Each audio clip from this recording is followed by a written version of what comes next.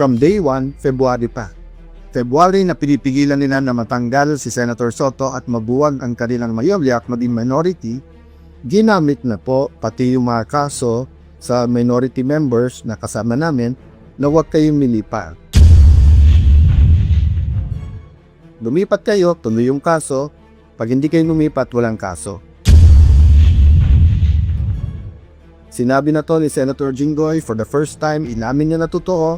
He has evidence. A few times, I was there, kaya narinig ko yung conversation, kaya alam kong totoo. Kanina po, yung verse na ating pong binanggit, yung nagsasabi na, therefore you will know the truth, and the truth shall set you free. So, doon tayo makumpisa. Gaano ka-importante ang katotohanan? So, babalikan ko lang ko, no? We discussed one time why that has to be in the conversation and why we have to be on God's side. We're not talking about God on our side kasi self-serving yon. Ang sinasabi natin, hindi siguro tama sabihin nasa likod ko ang Panginoon, nasa likod ng kalaban ko yung Panginoon, nandun yung Panginoon sa 11, nandito yung Panginoon sa 13. I think safe na sabihin na ang Panginoon ay Panginoon ng katotohanan. So dapat doon tayo sa Panginoon. What I'm saying is biblical principles, diba? Parang sinabi nung gravity, iba na, or parang sinabi nung kung anong itatanim, yun ang ating aanihin. I mentioned biblical principles because we have to have a starting point so that although we disagree, we can agree on the goal. So kanina, I talked about truth. Can we agree that whether we talk about the parliamentary tool of walkout or we do the parliamentary tool of having no quorum, there have to be an objective. And the objective has to be truth. So, sabi namin, tinitira, ginabuan ng paraan na hawakan sa liig ang Senado. Kaya iniisa-isa ang mga membro ng majority. At sabi naman ng pamila, hindi legal, hindi moral, kung ano-anong dahilan na huwag magkaroon ng online. Of course, tinawagan na hypocrisy dahil kay Senator Trillanes man, kay Senator De Lima, or sa maraming pagkakataon, yung mga tumutulig sa ngayon, senador man sila o dating senador, once upon a time, pinopose nyo rin yan. But can we agree that whether we walk out or whether there's no quorum, we're fighting for the truth. So the question is, what is the truth and how do we get to the truth? So pag sinabing, eto totoo, si XYZ ang guilty sa flood control. Sinabi naman ng kabilang grupo, hindi, si ABC.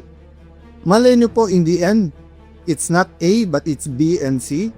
And it's not XYZ, but it's Y and Z. And then kasama si W.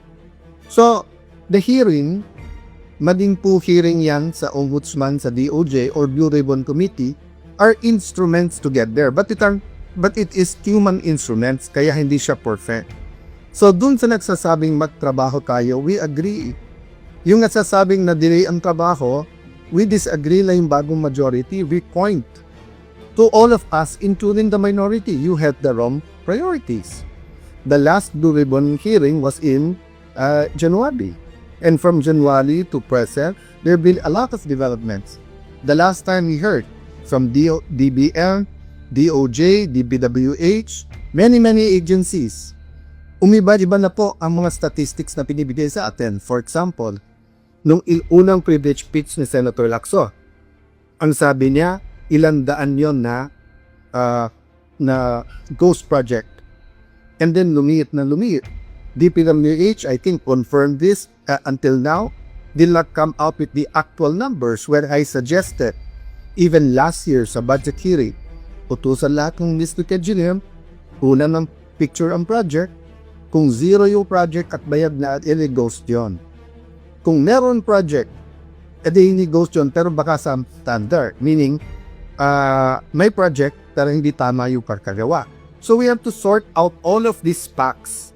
Kasi garbage in is garbage out eh. When we talk about the law, you have to have the facts that you would apply the law to. So, ang question, sabi ayaw idilan yung Blue Ribbon Committee. Pero before magpalitan, ang puntilya ay partial report. So, nasabi ko na po to mismo sa Senado. Impartial, not partial. So, partial report doesn't mean na kumapabor kay kanino, but it means kalahati pa lang to o 1/3 or 60%, 70%. Mahirap magbigay ng partial report kung meron kang additional information that is already available. At sa katulad itong flood control na lahat nagtuturuan, lahat pwedeng mautikan, napaka-importante na ipakita na tatapusin natin ito na buong buo. So, madalas namin pag-usapan sa minority noon at majority ngayon. Bakit kapag ka isang senador na kalaban nila, kalaban na Malacanang, kalaban nung konse ngayon, pagka meron kong sinabit na amendment, yung po daw ay insertion. Pero pag sa kanila, amendment daw po iyon. Pagka sa minority po, ang sinasabi, huwag kayo mag-attend ng hearing or mag-inhibit kasi namanggit kayo. Pero pag sila, bawal banggit eh. So, it's the first time again that we will have a hearing that we will be inviting different guests and they will be free to talk. Does that mean that everything they say is 100% true? No. That's why we will test that with cross-examination. But we have to hear our people and follow the evidence, no? So, ulitin ko po, we're talking about the truth. For so long, ang pinag-uusapan ni impeachment ng Vice President of the Philippines, Sara Duterte. Yung unang untrue o yung unang kasinungalingan ay kami daw po ay nag-take over bilang majority at in-install ako para daw i-dismiss yung impeachment, para daw maging partial sa impeachment. Nakita niyo po yung ebidensya. Napakabilis ng pagkilos, napakaayos po ngayon, pati sa pagbigay ng summon, sa pagsagot. Yung schedule, ayos na po. Sinunod natin yung schedule na pinopose kay Senator Soto. There's no question that we're going to have that impeachment process that everyone is asking for. Question, yung mga bishop po, yung mga business group, yung mga school groups, humingi ba yun ng apology? Di ba, ang binigay nyo, resign ka agad. Resign ka agad, may judgment na kaagad. Pero ngayon nakita nyo, iba. So, hindi pa tapos tayo sa first issue where we prove you wrong. Hindi pa kayo sorry dahil mali ang pananawagan nyo, may bago na naman para mag-resign. And then ngayon, yung 11, actually it's news because they said it today, but it's not new. Why? From day 1, February pa. February na pinipigilan nila na matanggal si Senator Soto at mabuwag ang kanilang mayorya at maging minority, ginamit na po pati yung mga kaso sa minority members na kasama namin na huwag kayong milipat. Lumipat kayo, tuloy yung kaso. Pag hindi kayo lumipat, walang kaso. Sinabi na to ni Senator Jinggoy for the first time, inamin niya na totoo. He has evidence a few times. I was there, kaya narinig ko yung conversation, kaya alam kong totoo. So, we're going back to the issue. The issue is not work. The issue is what is our priority. And this is the end time. Priority natin, ekonomiya, presyo pramaw kita. Priority natin ay corruption issues kasama ang flood control at accountability issues, yung po yung pangatlo, yung impeachment.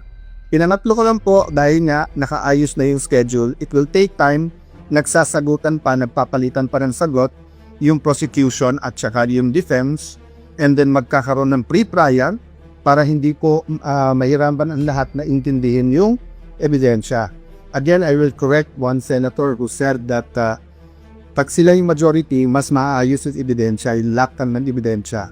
Hindi trabaho po ng senator judge na maglata rin ng ebidensya. Trabaho po ito ng defense at saka po ng prosecution. Prosecution muna kasi ikaw yung na-accuse. Then defense kasi nga, dinidepensan mo sarili mo. Siguro that's one reason why gigil na digil ang mga kapatid na Senator Tulfo na aside from the committees, aside from yung pagiging malakit sa Malacanang, let me address that. Sabi ni Senator Tulfo, pag hindi ako nagpakita sa session hall ay ako'y duwat. Ang kaduwagan po ay nanuugat yan sa ano ba ang purpose at trabaho mo. Diba? So for example, kung ang trabaho mo ay magtanim, pero bumabagyo, grabe po yung kidlat, anytime mo po mawala kidlat, kasi it's not a matter of tapang, magtatanim ka na, tamaan ka man ng kidlat, di ba? So, ganun din sa sundalo. Hindi natin isusubo ang sundalo natin sa mga bagay na suicide ammunition. Pero ipangtanggol ang bansa at mamatay para sa bansa. Hindi lang sundalo, dapat pati kayong mga senador. So, yung hamon mo, magpakita ako kung hindi tiduak. Para po rin sinabi ang bawat senator, ikaw, maging independent ka o hindi, duwag ka. You know, this is not a radio or TV program. This is not entertainment.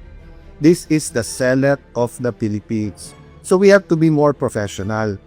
Kung hindi ka lang Tulfo at kung hindi lang Tulfo si kapatid mong si Erwin, sinumbong ko lang kayo kay Tulfo Diba? Pero ang reality is, because nandiyan kayo, because you have a strong voice, use it for the good of the country. There are also issues facing you. So you ask Joel Villanueva, you ask Jingo Estrada, you ask Chis Escudero to face it squarely. So face the issues also squarely. Wag yung itigilan natin yung Blue Ribbon na committee and then gagawin natin personal yung lahat ng issues. There are issues facing all of us. Pati ba naman Senator Tulfo, lahat na nung pinapay, binintan nyo sa amin. Nung panahon ni President Duterte, kampi kayo sa drug war. Ngayon naman, balikta. Tapos lahat ng pinatay, sinisin nyo. So, pati ba naman internet at saka airphone, sa akin nyo pa rin sinisit. O baka murder pa yung kaso na yan, murder kasi pinatay ang wifi at yung kuryente. Nakita ko na po ang report, yung po palang master yung pong centralized aircon, yung master switch or yung sa kuryente, nasa GSI gas yun at may nag-trip ng wire. Kaya around 6 o'clock, nagkaroon talaga ng problema sa aircon. So, hindi po namin gagawin sa inyo. I've always treated you well, whether I'm close to you or not, whether you're in the minority, majority, and I will continue to treat all of you well. But kayo ang namimersonal because kami, it has been one issue after the other, di ba? Hindi kami ang nagpakasok sa MBI sa Senado, yung May 11.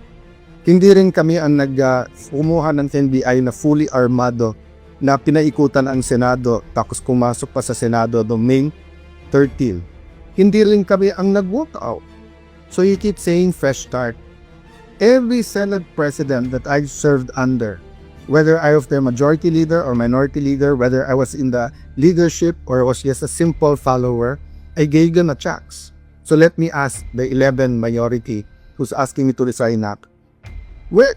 Kahit na isa chorus, binigyan mo ako ng chance. So let me go to the bigger issue ngayon. Yung pong dignidad, yung pong karamana, yung pong honor ng Celia. Simple matters, nabanggit ko to before. Why do we get angry pag bilastos ang ating flag? Bakit pagka hindi tumayo, pagka kumanta tayo ng lupang hiniram, ba't natin sinasabihan ng tapo? Bakit po ang Kristiyano man o Muslim, pag hawak yung Biblia o hawak ko ang Quran, ayaw natin po na pwede mo sabihin papel yun, mga pahina lang yun. No. But to us, those are holy books, diba? To the Muslim, the holy book is the Quran. To the Christian, the holy book is the Bible. So it's more than just a piece of paper, whether softbound or hardbound yun. There's a symbolism that matters.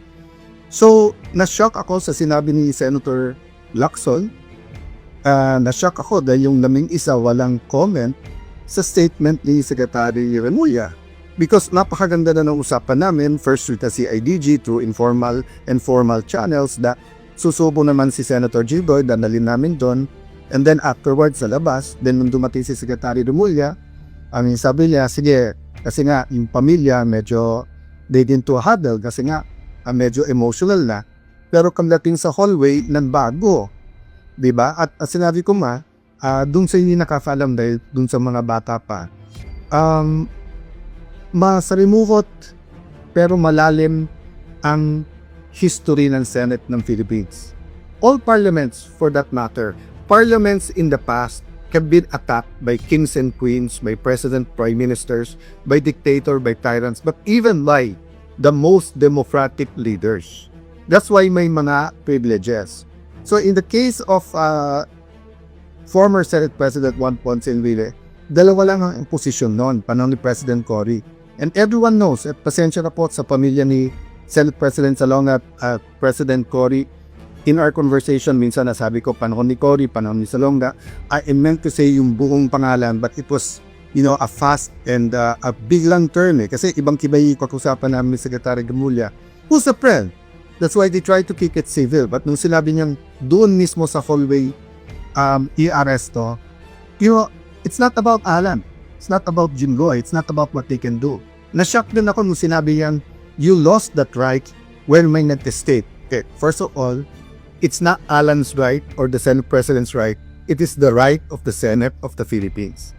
The Senate of the Philippines is different from the 24 senators and the SP. I never claimed to be the Senate. Diba? The Senate is the Senate. And it's a co-equal branch. So ang hinihingi ko naman lang sa lahat ng law enforcers, huwag niyong bastusin ang Senate. Bastusin niyo si Al Cayetano kung final, tabo lang naman ako Diba? Ganun din, diba? When they criticize the President, huwag naman yung office of the President ang babuhin natin.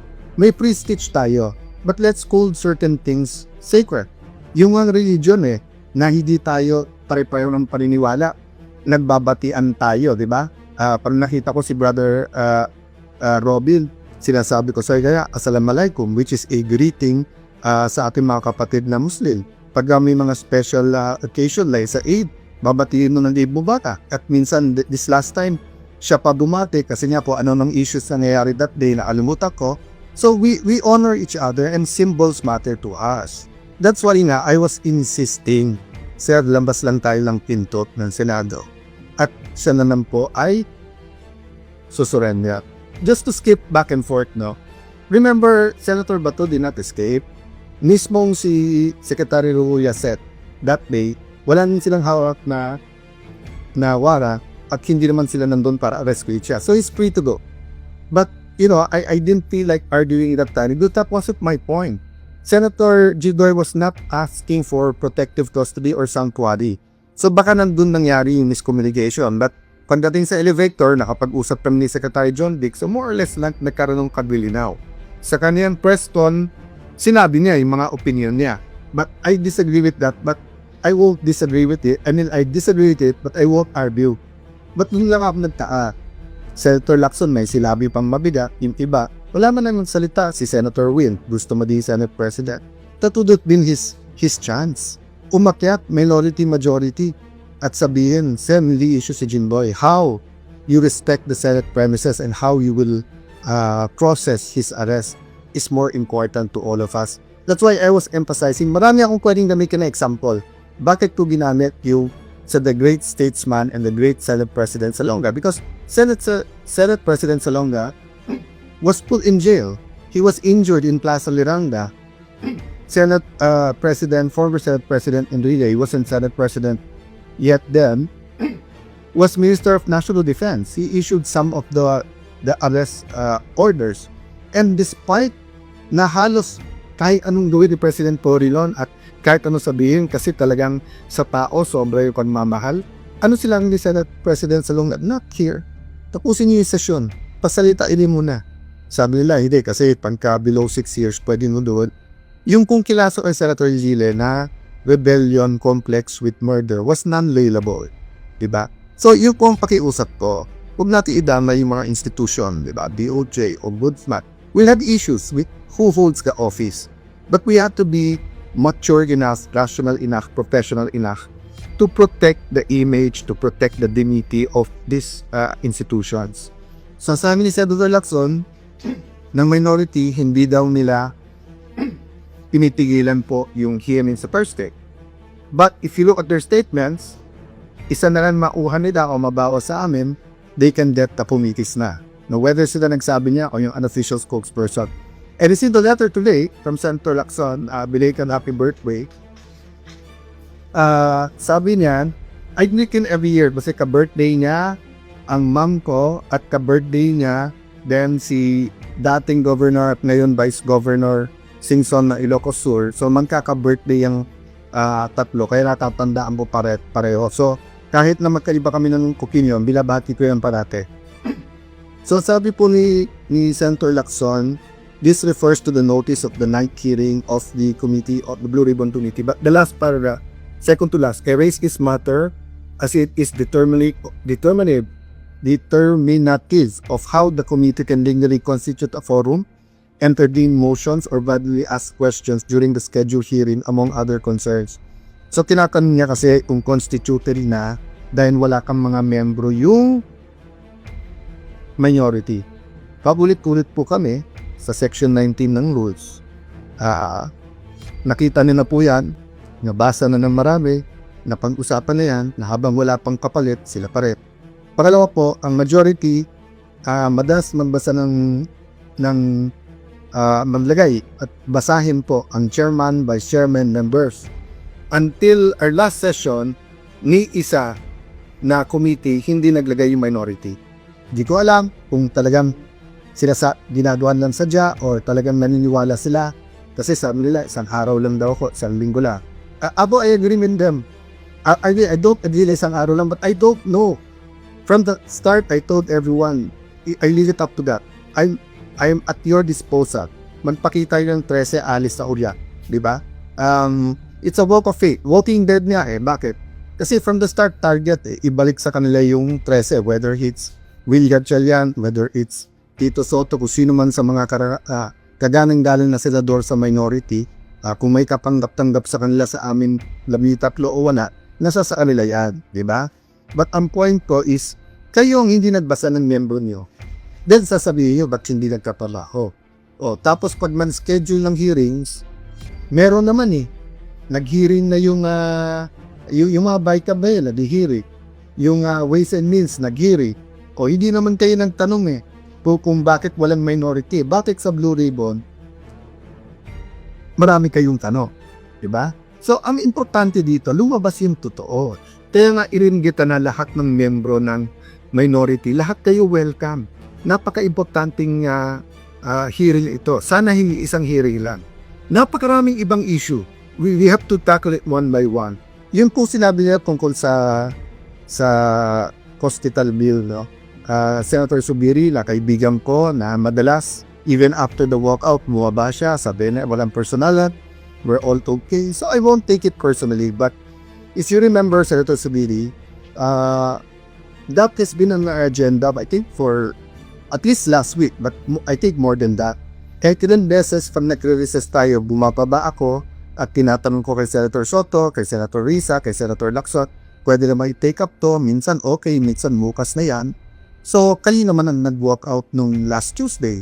Willing na nung kami na i-take up yan. Lahat is sa side namin, we're ready. So, wag yung bintang one-sided. You're talking about the generals, I feel bad for you. I'm looking for a solution. But remember, kayo nagsabing wag nung basahin kasi hindi pa kumpleto yung CA because nga 6.5, 5.5 of the 12 members, hindi tayo magkasundo kung 6 or hindi tayo magkasundo kung 6-6 or 7-5 muna kasi question, sino maghahake, di ba? Kung ako lang masusunod, sa first day pa lang, niname ko na lahat ng CA. So, dun sa mga nagiging casualty ng hindi pagkakaintindihan ng majority-minority, let's be man enough to say, we're all at fault here. The whole Senate is at fault here, the minority to majority. Pero yung inyong messaging, drama, na playbook na kaya walang trabaho, kaya magulo, ginugulo nyo kami. Ginagamit yung Malacanang para guluhin kami. Ako sasabihin nyo, magulo ang Senado. Sino ba nagpagala ng NBA dyan na naka-full battle gear, di ba, na may mga gamit na gano'n?